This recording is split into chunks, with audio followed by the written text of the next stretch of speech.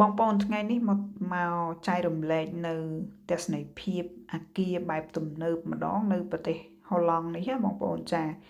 គេមានបែងចែកតំបន់នៅ Amsterdam Central ហ្នឹងគឺគេ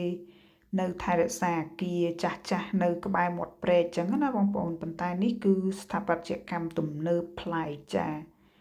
ស្អាតគឺធ្វើពីកញ្ចក់ធ្វើពីអីអញ្ចឹងណាបងប្អូនចាគេប្លែកម្យ៉ាងដែរចាខ្ញុំជិះទៅផ្លូវនេះតែងតែចាប់អារម្មណ៍ធ្វើវីដេអូយូរហើយវីដេអូហ្នឹងខ្ញុំឆ្លងកាត់ទៅ Belgium ខ្ញុំគិតថាទៅ Belgium ឬទៅអាល្លឺម៉ង់គឺតែងតែកាត់ផ្លូវហ្នឹងឯងបងប្អូនចារួចទៅឃើញសំណង់ស្ថាបត្យកម្មគេល្អចម្លែកភ្នែកម្យ៉ាងដែរតាមរយៈស្ថាបត្យកម្មទំនើបចាបែបទំនើបថ្មីប្លែកចាឃើញទៅតាក់ភ្នែកក៏ធ្វើវីដេអូទៅបងប្អូនចានេះសម្រាប់អ្នកដែលចូលចិត្តស្ថាបត្យកម្មបែបទំនើបគឺត្រូវមែនតែនបងប្អូនចាសម្រាប់ខ្ញុំគាត់ថាវាប្លែកភ្នែកអញ្ចឹងតែខ្ញុំចូលចិត្តសំណង់អគារចាស់ចា